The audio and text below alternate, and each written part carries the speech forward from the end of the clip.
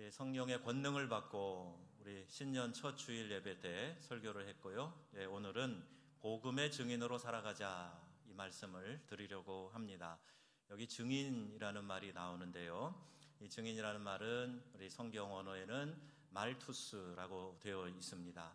근데 여기에서 이제 순교자라는 영어, 불어 이런 단어들이 나왔는데 마르티라고 불어로 하고 또 영어로도 말털이라고 이야기를 합니다. 이게 이제 이 증인이라는 단어에서 파생 나온 것이라고 우리가 알고 있습니다. 그러니까 순교를 각오한 증인, 이렇게 의미를 부여할 수 있을 겁니다. 내가 예수 믿는다고 하면 잡혀가요. 끌려가서 원형 경기장에 검투사와 싸우고 또 이 굶주린 맹수들과 싸워 죽게 만드는, 그러니까 생명을 걸고 예수 믿는다라고 증언하는 그런 성도들의 삶을 그대로 반영한 단어라고 말할 수가 있어요. 그러면 복음의 증인으로 살아간다 하는 것이 어떤 의미가 있는지, 지금은 그 당시와 같은 그런 핍박은 없을지라도 여전히 예수님을 믿고 복음의 증인으로 살아가는 것은 만만치 않습니다. 우리가 이 사명을 잘 감당하기 위해서 날마다 내가 십자가 앞에서 이 증인의 각오, 순교의 각오, 이것을 가지고 살아가야 온전한 증인으로 살 수 있기 때문이지요. 로마서 말씀을 통해서 우리가 함께 이 질문과 대답을 하며 은혜를 받고자 하는 것입니다. 로마서는 바울이 로마에 있는 교회 성도들에게 보낸 편지죠. 그러나 왠지 편지가 좀 다른 바울의 편지들과는 좀 달라요. 바울이 13편의 편지를 썼거든요. 신약 성경에 다 담겨 있는데, 그런데 이상하게 다른 편지들은 인사말도 나오고 내가 지금 이렇게 살고 있다는 얘기도 나오고 너희들은 어떻게 있느냐 묻기도 하고 그러는데, 로마서만큼은 그런 일반적인 편지체가 아니고 뭔지 딱딱한 교과서 같은, 교리를 전하는 교리서 같은 그런 느낌이 있어요. 그래서 이 로마서는 친분을 위한 그런 편지가 아니다. 그들을 칭찬하거나 격려하는 것도 없고 일반적인 편지처라고 보기에는 문장도 좀 낯설고, 그러니까 로마서는 관계를 위한 편지가 아니라고 이렇게 봅니다. 그러면 뭐냐? 바울이 지금 어떤 한 가지 생각에 온통 마음을 빼앗긴 채로 이 로마서를 써나가고 있는 거예요. 바울을 온통 사로잡고 있는 생각은 뭐냐 하면, 복음을 이들에게 가르쳐야 되겠다. 분명하게 이들에게 복음을 설명해야 되겠다. 내가 직접 가서 개척해서 이 세운 교회가 아니기 때문에 혹시 이들이 복음을 잘못 이해하고 있을지도 모르니까 복음을 정확하게 가르쳐야 되겠다. 거기에 사로잡혀서 이 편지를 쓰고 있다고 이렇게 보는 것입니다. 그 작은 실마리를 8절에서 찾는데 거기 감사라는 단어가 나와요. 바울이 지금 무엇을 하나님께 감사하고 있는 것인가? 놀라운 복음의 역사에 대해서 하나님께 감사하고 있어요. 직접 복음을 내가 가서 전하지도 않았는데, 내가 세운 교회도 아닌데 그 당시 세계의 중심, 수도라고 할 수 있는 로마에 교회가 세워지고 성도들이 있다. 얼마나 바울이 감격했겠습니까? 그래서 감사하다 이런 말을 쓰고 있는 거예요. 그리고 내가 그대들을 만나고 싶다. 우리 안에 깊은 이 신앙의 신비로운 경험들을 좀 나눠보자. 이렇게 이야기를 합니다. 여러분, 우리 신앙생활은 내 취미, 기호의 선택이 아니에요. 생명을 바꿔야 할 줄 모르는 그런 결단이 들어있는, 그것이 바로 그 당시의 신앙이고, 우리가 지금도 예수 믿는 신앙 안에는 내 생명을 걸고도 이 신앙을 바꾸지 않겠습니다 하는 결단이 담겨져 있는 겁니다. 그게 오늘 우리의 신앙 고백이지요. 기쁨을 빼앗길 만한 어려운 일들, 핍박 많이 있었어요. 그러나 그들은 온전하게 감사하고 있어요. 복음으로 인해 고난이 와도 그 심령 깊숙한 곳에서부터 이 터져나오는 이 기쁨, 이걸 감출 수 없었던 거죠. 여러분들도 여러분 생애에 이 빼앗길 수 없는 기쁨과 감격이 넘쳐나시기를 주님의 이름으로 축복합니다. 9절 말씀에 보니까요, 내 심령으로 섬기는 하나님이란 표현이 눈에 들어오는데, 이 표현을 바울은 내가 그리스도 예수의 심장으로 너희를 사랑한다 이렇게 얘기했어요. 빌립보서에도 이 표현이 나옵니다. 내 심장으로 섬기는 하나님. 그래서 심장에 대해서는 우리가 여러 가지 비유로 해서 설명을 하죠. 어떤 진심이 담겨 있는 곳, 어떤 경우에는 내 영이 깃든 곳, 뭐 이렇게 해석하는 부족들도 있어요. 심장에서 뿜어져 나오는 피가 혈관을 통해서 온 몸에 퍼져가는 거죠. 이게 과학적인 해석 아니겠습니까? 그러니까 내 심령 안에 역사하시는 하나님이 온전히 나의 모든 것을 사로잡으신다. 내 육체와 내 생각, 모든 감정을 하나님이 온전히 사로잡으신다. 여러분, 이렇게 우리가 비유하고 적용한다면 이게 얼마나 멋진 신앙의 표현이 되겠습니까? 전에 코카콜라 로버트 우드러프라고 하는 그 사장이 내 혈관 속에는 피가 흐르는 게 아니라 코카콜라가 흐른다, 이런 말을 했다. 그래서 야, 멋지다, 애사심이 대단하다, 뭐 이런 이야기들이 한동안 회자되었어요. 여러분, 멋지게 들립니까? 저는 이거보다 더 멋진 말을 우리 성도들이 할 수 있다고 생각해요. 우리 명성교회 성도들은 내 안에 예수의 흔적을 가졌노라, 바울이 얘기했던 것처럼 스티그마, 내 안에 예수의 흔적, 십자가의 흔적, 나는 예수의 심장을 가지고 하나님을 사랑하며 이웃을 사랑하고 섬기며 살아가노라. 여러분, 이게 훨씬 더 멋진 신앙의 고백 아닐까요? 내 심장에 예수님의 심장이 이식된 거예요. 그래서 여기서 뿜어져 나오는 그 사랑이 온 세상에 퍼져나가도록 하겠다, 이런 고백이 우리 믿음의 형제 자매들 모두에게 있어질 수 있기를 바랍니다. 그 하나님이 내 증인이 되시거니와, 그러니까 내가 하나님이 나를 인정하신다는 거예요. 내가 그를 알아, 이렇게 인정한다는 거 굉장히 의미가 있죠. 때로는 나쁜 말이 들려도 그 사람은 그럴 사람 아니야, 누가 나를 그렇게 인정해 준다면 얼마나 믿음이 가고 좋겠습니까? 부모가 자녀를 향한 이런 신뢰를 가져줘야죠. 나 너를 믿어, 나 너를 분명히 신뢰한다, 이런 인식을 자녀들에게 주면 자녀들이 막 용기 백배해서 그렇게 살아가게 되겠죠. 그런데요, 마음과 생각을 감찰하시는 하나님이 내 증인이 되신다. 이게 얼마나 놀라운 고백입니까? 내 마음 속에 감춰져 있는 생각, 이것도 하나님이 다 아시기 때문에 그 하나님이 나의 신실함을 인정해 주시고 내 증인이 되신다. 이렇게 고백하는 사람은 예사로운 삶을 사는 그런 사람이 아닐 것입니다. 하나님을 내 삶에 모시고 산다는 말이지요. 하나님, 내가 찾을 때만 와주세요. 이런 식의 신앙을 가진 사람이 이 시대에 의외로 많습니다. 보통 때는 그냥 내 뜻대로 마음대로 살기를 원해요. 그런데 내가 지금 어려울 때, 힘들 때, 하나님 찾을 때는 그때 좀 방문해 주세요. 이런 식의 생각이에요. 로버트 멍어가 쓴 내 마음 그리스도의 집이란 책을 여러분에게 좀 같이 읽었으면 좋겠어요. 소개하는데, 전 세계적으로 1천만 부 이상이 팔린 아주 얇은 책입니다. 한글판이 1981년에 출간된 이래 50만 부 이상 계속해서 판매된 이 스테디셀러라고도 하죠. 그리스도를 마음에 모셔드린 후에 이 생활의 모든 영역에서 그리스도를 주인으로 삼는 모습, 그게 어떤 모습이 돼야 되는가, 이걸 집을 사용하는 그 비유로 묘사하고 있어요. 예수님이 우리 집에 오셨단 말입니다.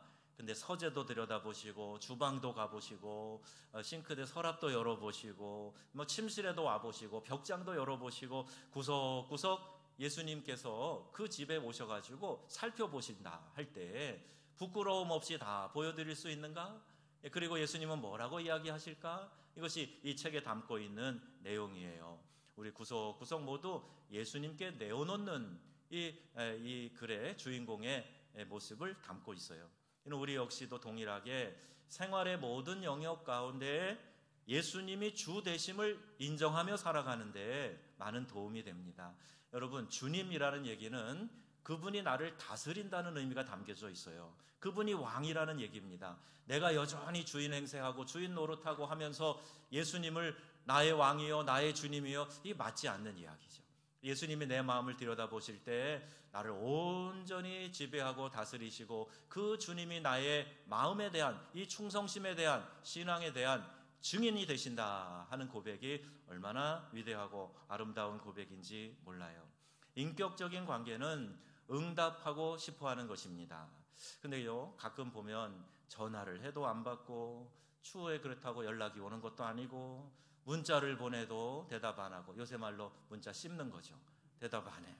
답도 안 하고 대꾸도 안 하고 자꾸 그러면요, 관계를 나쁘게 만들어요. 아이, 그만하자.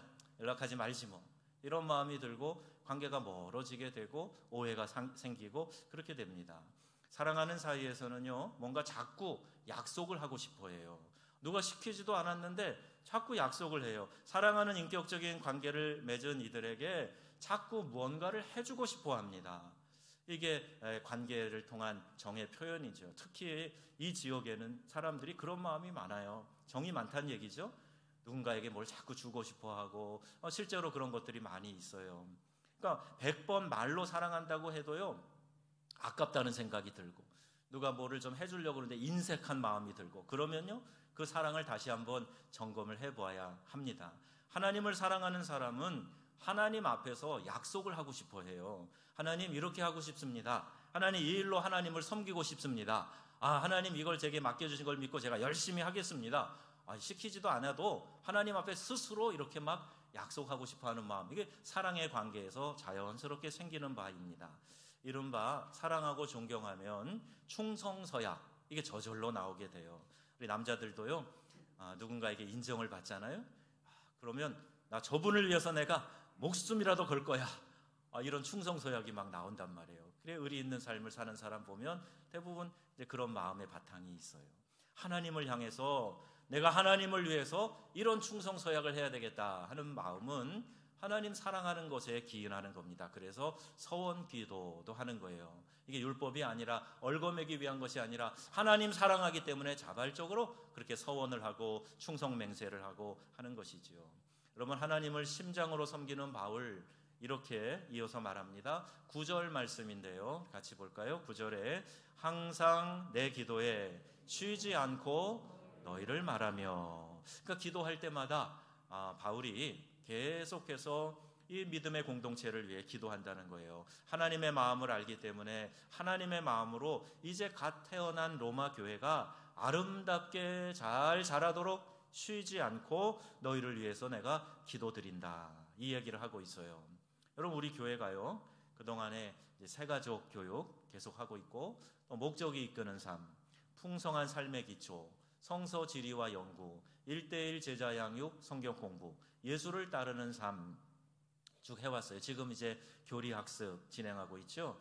이게 말씀 공부와 제자 훈련, 우리가 알든 모르든 지금 꽤 많이 해왔습니다. 그런데 이 훈련을 하다 보면 느끼는 게 있어요. 양육자가 되고 목자가 되어서 영혼을 돌보는 일을 하면 하나님의 마음이 느껴집니다. 우리 27개 목장의 목자 되신 분들이 그런 고백을 종종 해요. 또 청직이 되신 분들이 그런 고백을 해요. 전에는 몰랐는데 목사님, 이게 참 쉽진 않은 일인데 그래도 보람은 있어요. 이런 식의 고백입니다. 한 영혼을 구원하고 세워가기 위한 많은 수고를 통해서 내 자신이 쑥쑥 성장하는 것을 경험하게 돼요. 복음 전도할 때요, 전도 폭발 개요를 가지고 가서 어떤 믿지 않는 사람을 이렇게 복음을 쭉 전한단 말입니다. 그러면은요, 모두가 다 척척 받아들이는 게 아니잖아요. 그런데 내가 복음을 전하면서 그가 받아들이던 안 받아들이던 내 마음속에 막 감격이 있어요. 맞아, 이게 복음이지. 맞아, 예수님이 이렇게 나를 구원하셨지. 그런 감동이 나한테 막 올라오면서 전하는 내가 막 눈물이 나고 막 그렇게 감동이 되고 그러는 거예요. 똑같습니다. 그러니까 말씀을 누군가에게 가르치고 누군가를 영적으로 세워주기 위해서 기도하고 관심을 기울이고 사랑을 베풀고 그럴 때 내 영혼이 견고해지고 성장하는 경험을 많이 하게 돼요. 올해 목자로 임명되신 여러분, 이 사명 잘 감당하시기를 주님의 이름으로 권고합니다. 그러면 내 믿음이 오히려 더 막 자라는 것을 보게 되죠. 다른 사람의 영적 성장을 위해 기도해 줄 수 있다는 거, 이거 얼마나 귀한 일인지 몰라요. 10절 말씀 같이 볼까요? 바울은 로마에 가기를 원했지만 광풍이 자주 이는 계절이라 일기가 좋지 않았어요. 그래서 몇 차례 로마로 갈 기회를 얻지 못했다 그랬고, 13절에 보니까 지금까지 길이 막혔도다. 그러니까 지금 가기에 적절하지 않은, 돌풍이 자주 부는 그런 상황이란 말입니다. 근데 하나님의 뜻 안에서 너희에게 나아갈 좋은 기회를 얻기를 구했다. 하나님이 기뻐하시는 일이라고요, 여러분. 누워 떡 먹기식으로 저절로 되는 것 아닙니다. 일이 생각대로 수월하게 안 풀리면 이거 혹시 하나님의 뜻이 아닌 건가? 이렇게 오해하는 분도 있는데, 그럼 거꾸로 한번 생각해 보세요. 요나가요, 하나님이 니느웨로 가라 그랬는데 가기 싫었단 말이에요. 어쨌든 배를 타려고 욥바 항구에 내려갔는데 마침 다시스 가는 배가 있었어요. 아니, 내가 선지자인데 뭐 다시스 가서 복음 전하면 어때? 그리고 덜썩 그 배를 타고 가는데 어떻게 됐어요? 풍랑이 일어가지고 결국에는 그 배가 침몰하고 말지요. 수월하게 잘 풀려간다고 해서 그건 하나님 뜻이고, 가는 길에 자꾸 어려움과 장애가 생긴다고 해서 그 하나님의 뜻이 아니고, 그렇지 않단 말입니다. 반대일 수도 있어요. 여러분, 기도하면서 확신하고 성령의 인도하심을 한 걸음씩 따라가는 게 중요한 것이지, 일이 술술 풀리냐 안 풀리냐 그거에 따라서 하나님의 뜻이다 아니다 이렇게 판단할 수 없단 말입니다.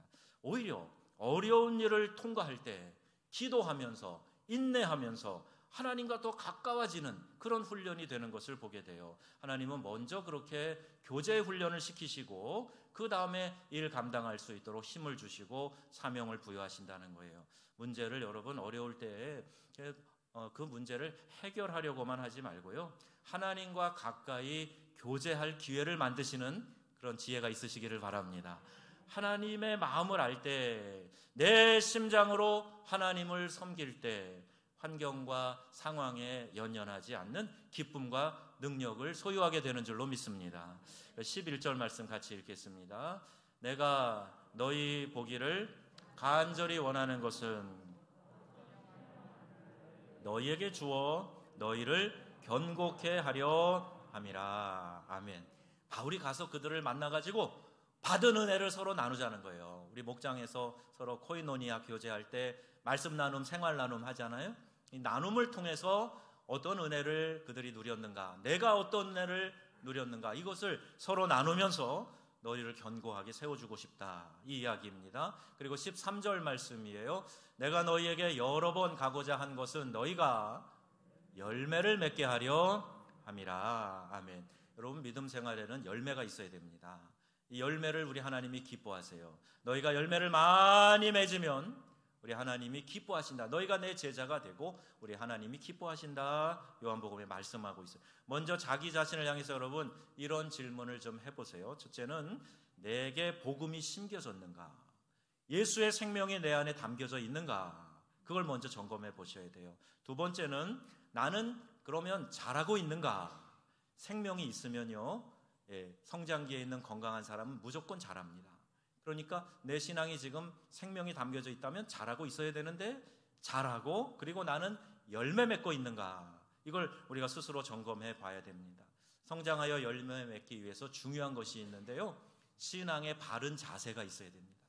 내가 정말 예수님으로부터 새 생명을 얻고 믿음 생활을 시작했다면 이 신앙의 자세만 똑바로 하고 있으면 저절로 자라서 열매가 주렁주렁 맺히기 때문에 신앙의 바른 자세 얼마나 중요한지 몰라요. 이게 교회의 좋은 전통이 돼야 됩니다. 즉 영적인 건강이 필요한 거예요. 건강하면 자라기 때문에 우리가 성장에 관심을 갖지 말고 건강에 관심을 가져야 돼요. 나는 건강한가? 혹 건강을 해치는 그런 요소는 내 안에 없는가? 우리 공동체 안에 없는가? 이걸 먼저 점검을 해야 된다는 겁니다. 우리 목회자 또 선교사님들의 사역이 그런 거예요. 복음의 위대한 능력을 알기 때문에, 그 감격을 알기 때문에 내 삶의 많은 즐거움과 기득권을 포기하고 복음 전도의 일선에서 씨를 뿌리고 있는 겁니다. 그 씨앗을 원수가 빼앗아 가지 못하도록 잘 보호하고 자라게 하고 열매 맺도록 돕는 것이 그게 목양의 일이고, 또 선교지 가서 그 일을 하는 게 선교 활동인 것이죠. 우리 자신이, 우리의 자녀들이 큰 나무로 자라고 그 나무에 열매가 주렁주렁 맺히는 그런 꿈을 갖고, 그런 기대를 갖고 신앙생활을 해나가야 합니다. 올해 여러분에게 이와 같은 영적인 열매, 신앙의 열매들이 많이 맺히기를 주님의 이름으로 축복합니다. 바울은요, 그러기 위해서 이런 마음을 이야기해요. 내가 복음의 빚진 자다 이야기를 합니다. 사도 요한은 피차 사랑의 빚 외에는 어떤 빚도 지지 말아라 말씀합니다. 둘이 좀 다른 것 같지만 같은 이야기예요. 최고의 사랑이 바로 복음이거든요. 그러니까 사랑의 빚을 진다, 복음의 빚을 진다, 같은 말입니다. 복음으로 그 영혼을 구원하는 것이기 때문에 복음의 빚은 곧 사랑의 빚을 이야기하는 거예요. 14절 말씀 같이 보면 헬라인이나 야만인이나 지혜 있는 자나 어리석은 자에게 다 내가 빚진 자라. 바울은 그 모든 사람들에게 내가 빚을 졌다. 그래서 15절에 그러므로 나는 할 수 있는 대로 로마에 있는 너희에게 복음 전하기를 원하노라. 아멘. 복음의 빚을 졌기 때문에 어떻게 해서든지 가서 너희들에게 복음을 전하고 싶다. 내가 복음의 빚을 먼저 졌기 때문에, 내가 먼저 구원받았기 때문에 어떻게 해서든지 내가 가서 내 사랑하는 이들에게 이 구원의 복음을 전해야 되겠다. 가족, 친척, 친구들, 형제들에게 복음의 빚을 갚는 마음으로 전해야 되겠다. 그 이야기를 하는 겁니다. 서울 합정역 근처에 양화진이 있어요. 우리 교인들에게도 제가 몇 번 말씀드렸고 또 같이 가기도 했고 우리 학생들 데리고도 몇 번 갔다 왔는데 다음 달에도 아마 우리 학생회에서 양화진에 갔다 온다고 그래요. 전주에도 전킨 선교사님을 비롯한 외국인 선교사님들의 묘지가 있더라고요. 제가 지난 달에도 전주에 한번 가봤습니다. 이들은 꽃다운 나이에 이 나라에 들어와서 낯선 문화와 또 그 당시에 비위생적인 생활 환경, 생명의 위협 등과 맞서 싸우면서 복음을 전했고 결국 이 땅에 묻혔어요. 그들이 무엇 때문에 그 당시 지도에조차도 표시되지 않던 작은 땅, 이 조선에 들어와서 자기들의 목숨을 다하도록 수고하고 복음의 씨앗을 이 땅에 뿌렸을까? 복음의 빚을 갚기 위해서 그들이 이 땅에 온 것 아니겠습니까? 하나님께 철저히 헌신하면서 그 빚을, 내가 먼저 받은 그 하나님의 사랑의 빚을 갚고 싶어서 이 낯선 땅 조선에 와서 복음을 전하다가 이 땅에서 생명을 다한 거예요. 여러분 아시는 토마스 선교사는 대동강변에서 참수당해 죽어요. 죽어가면서 던진 성경이 우리 한국 사람들에게 전달이 되지 않습니까? 언더우드 아펜젤러, 우리 초기 선교사들, 이들이 선교지를 정할 때 언더우드 선교사가 저 조선 땅에 갈 선교사를 누굴 보내려고 막 사람을 찾아다녀요. 근데 찾지 못하고 그러다가 어느 날 갑자기 야, 네가 조선 땅에 가면 안 되겠냐? 하나님의 음성을 듣고 그가 오게 됩니다. 아펜젤러 선교사, 감리교 선교사죠. 군산 앞바다에서 이제 배가 침몰할 때 자기 살아나올 수 있었어요. 그런데 그 여학생, 우리 한국 여학생 구하기 위해서 생명을 바쳐서 헌신한 분이에요. 저 서천에 가면 아펜젤러 기념관이 있습니다. 그럼 거기도 가보세요. 많은 감동이 있어요. 알렌 의료 선교사는 민영익 대감을 구하는 일을 했지요. 또 이 펜윅이라고 하는 선교사님은 이 항구를 떠나기 위해서는 배에 닷줄을 끊어야 한다 하는 그 말씀을 듣고 순종하여 이 땅에 왔어요. 데이비스 선교사는 죽어서 호주 교회로 하여금 많은 선교사를 파송하게 하는 하늘의 미랄이 됩니다. 맥켄지 선교사도 마찬가지예요. 이 수많은 선교사님들이 그들의 나이에 꽃도 피워보지 못하고 이 땅에서 선교하고 순직한 이들이 많이 있습니다. 바울은요, 자신을 유대인 중에 유대인이요, 베냐민 지파요, 가말리엘의 문화생이고 태어나면서부터 나는 로마의 시민권을 가졌다. 즉 육체로 말하면 당신들 앞에서 나는 자랑할 거리가 많은 사람입니다. 그러나 내가 이 예수 그리스도의 복음을 접하고 나서 예수 그리스도를 아는 이 고상한 지식 외에는 내가 갖고 있는 모든 배경과 지식은 다 배설물로 여기노라. 이렇게 고백을 하고 있습니다. 여러분, 그만큼 복음의 가치가 중요하다는 것이에요. 주님을 따르면 축복과 영광만 기다리고 있는가? 아니요. 바울을 보니까요, 그 좋은 스펙, 그 빵빵한 그 가정 배경, 오늘날로 말하면 금수저 같은 이가 복음을 위하여 예수에게 사로잡히고 예수의 둘러서 종이 된 그가 수많은 세월에 옥에 갇히고 40에 하나 감한 매를 5번 맞고 3번 태장에 맞아요. 이 매는요, 죽기 직전까지 맞았다는 얘기입니다. 1번 돌로 맞고 3번 파선하는데 1주야를 기품 가운데 지냈으며 선교 여행 중에 강의 위험과 바다의 위험과 동족의 위험과 이방인들의 위험과 이런 어려운 문제들을 당합니다. 거짓 형제 중에 위험을 당하고 또 수고하고 애쓰고 여러 번 자지 못하고 줄이고 목마르고 여러 번 굽고 춥고 헐벗었노라. 고린도후서 11장에 보면 아주 자세하게 자신이 받았던 복음으로 인한 고난에 대한 이야기가 나오고 있어요. 근데 여러분, 혹자는 난 예수 믿으면 이제부터 모든 것이 그냥 만사형통 이렇게 생각하고 신앙을 시작하셨다면 여러분 신앙의 철이 좀 들어야 됩니다. 하나님은요 고난도 우리에게 허락하실 때가 있어요. 그 고난을 통해서 오히려 하나님을 더 분명하게 바라보고 든든히 붙잡을 수 있기 때문에 고난을 통과한 사람들이 비로소 이 십자가의 의미를 알고 다른 고난받는 상처받은 사람들을 도울 수 있기 때문에 우리에게 허락하실 때가 있단 말입니다. 그런데 오늘 우리는 복음을 위해서 얼마나 수고하고 있습니까? 전도하다가 조금 기분 상하고 자존심 상하면 포기해버리는 일 없습니까? 아니 전도는 고사하고 내가 내 신앙 하나 건설하는 데 있어서도 조금만 감정 상하면 에이 하고 던져버리는 그런 얄팍한 신앙은 아닌가요? 바울에 비하면 우리는 버릴 것이 훨씬 적은 사람일지 모릅니다. 적어도 저는 그래요. 바울 선생님하고 저하고 비교도 안 되겠죠. 그런데요 복음을 위한 수고는 고사하고 자기의 육체적인 욕심을 채우기 위한 수단으로 신앙생활을 하고 있다면 다시 말하지만 신앙의 철이 좀 들어야 됩니다. 복음을 전하는 일이 어떠한 특별한 사람에게만 부과된 의무입니까? 아니에요. 예수 믿는 모든 사람들이 다 이 복음을 전하라고 이 사명을 주시고 오늘 이 땅에 있게 하시는 거예요. 우리 이곳에 정읍의 명성교회를 세우신 이유도 복음 전하는 증인의 사명을 감당하라고 우리 교회를 세워주신 줄로 믿습니다. 그러니 여러분 우리가 그냥 위로만 받으려고 하면 안 돼요. 교회 와서 물론 위로도 받고 또 용기도 얻고 그래야죠. 그래야 힘을 얻으니까. 그런데 그게 목적이 아니란 말입니다. 그렇게 힘을 얻었으면 이제 세상으로 나아가서 믿지 않는 사람들을 건져내는 구조선의 사명을 감당해야 하는 것이에요.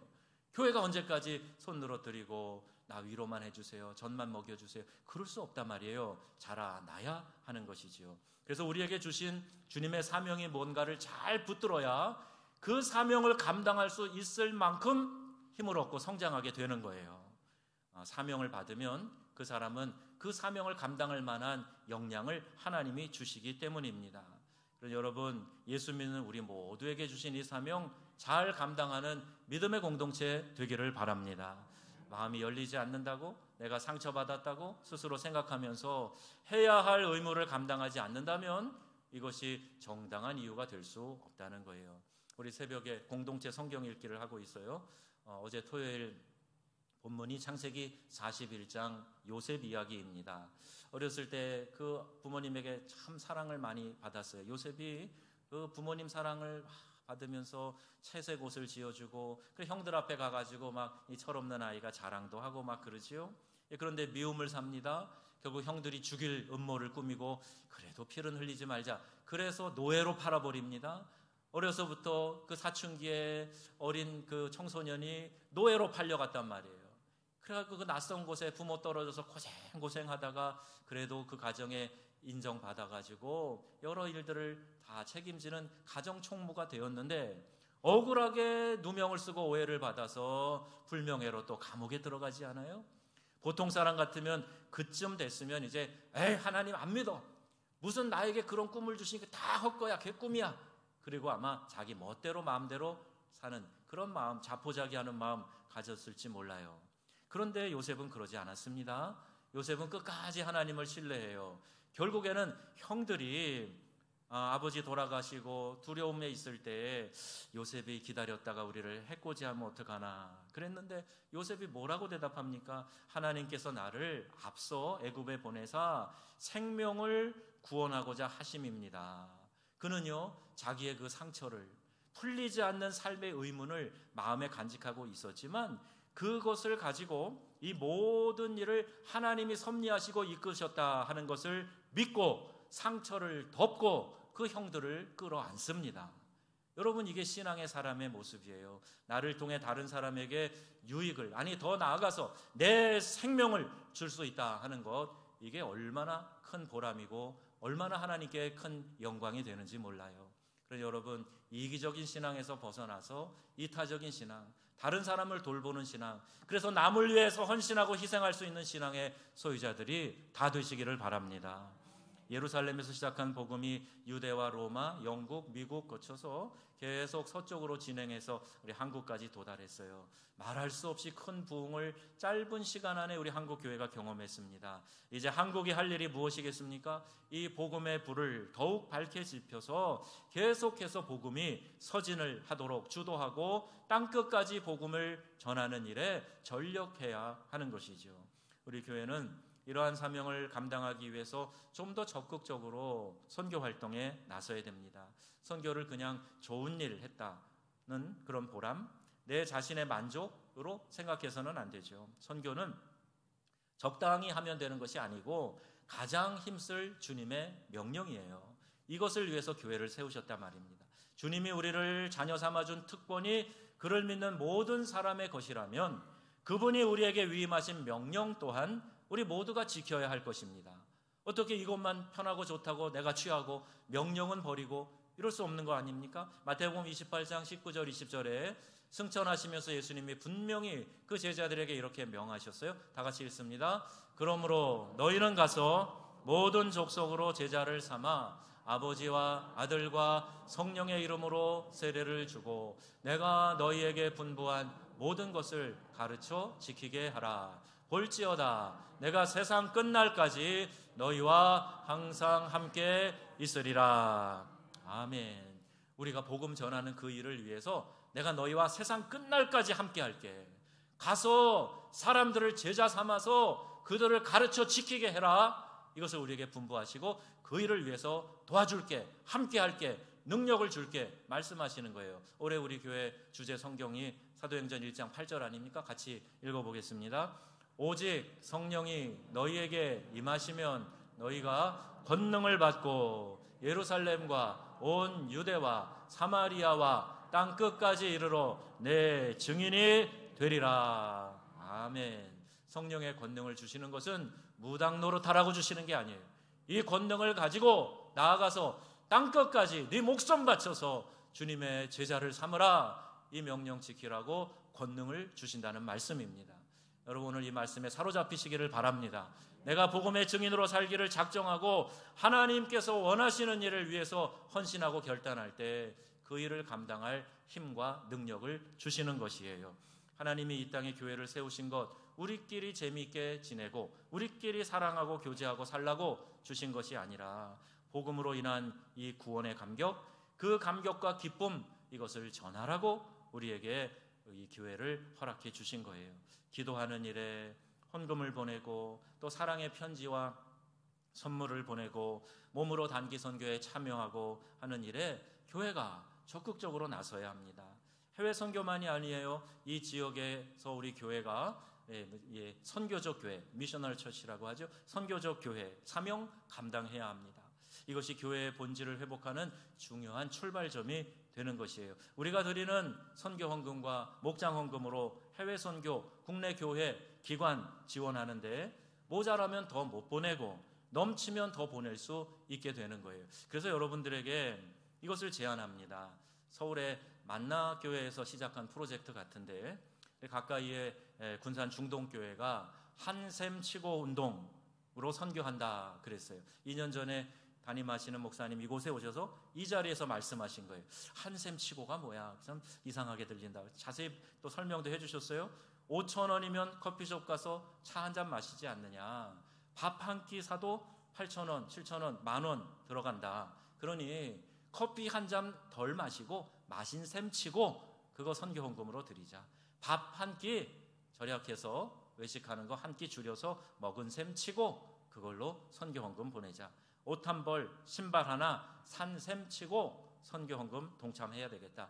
이렇게 교인들에게 설득하고 강조했는데요. 교회가요. 우리 교회 경상비가 있어요. 1년을 어떻게 쓸 것인가 쭉 다 짜놨습니다. 좀 빡빡하죠 늘. 그러니까 교회가 선교를 해야 되는데 마음껏 하고 싶은데 우리 선교 헌금에 이렇게 한샘 치고 동참합시다. 그랬더니 고맙게도 많은 성도들이 참여를 해서 선교사들을 더 파송하고 또 선교지에 교회도 짓고 학교도 짓고 여러 의미 있는 일들을 잘 감당하고 있어요. 그 교회 참 부럽더라고요. 이 사명을 잘 감당해서 성도들이 복 받으니까 목회하는 목사도 보고 신나고 보람이 있는 거예요.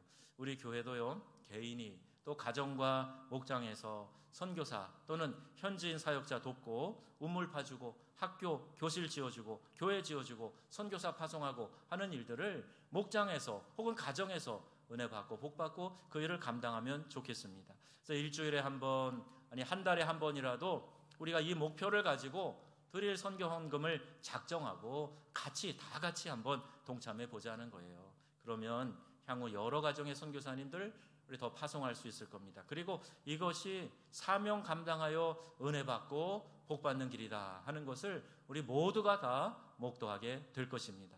여러분 마음에 성령이 주시는 감동대로 이 복음의 빚진 자, 십자가 복음의 빚진 자로 이 빚을 갚는 마음으로 복음의 증인으로 살아가면서 함께 하나님의 선교에 동참하는 귀한 일꾼들 되시기를 축복합니다. 남을 위해 사는 것이 인생의 가장 큰 보람이에요. 주님이 먼저 그 삶을 우리에게 보여주셨고 우리에게 그 삶을 명하고 계십니다. 이 새해를 출발하는 새로운 달에 의미 있는 결단 여러분 한번 해보세요. 가까이 있는 전도 대상자들과 열방을 가슴에 품고 기도하며 복음의 증인으로 살아가는 우리 명성의 가족들이 다 되시기를 우리 주 예수님의 이름으로 축원합니다. 아멘. 우리 함께